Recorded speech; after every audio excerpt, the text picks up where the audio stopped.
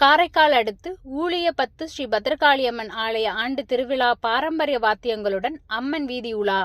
பெண்கள் நடனமாடி உற்சாகம்.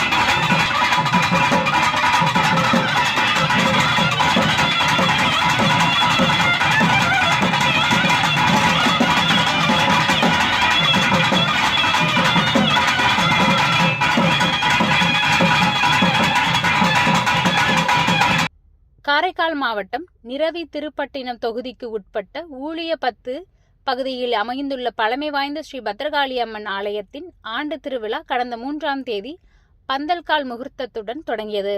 தொடர்ந்து திருவிழாவின் முக்கிய நிகழ்ச்சியான திருவீதி உலா இன்று அம்மனுக்கு சிறப்பு அபிஷேக ஆராதனைகள் நடைபெற்று பல வண்ண மலர்களால் அலங்கரிக்கப்பட்டு மகா தீபாராதனை காட்டப்பட்டது.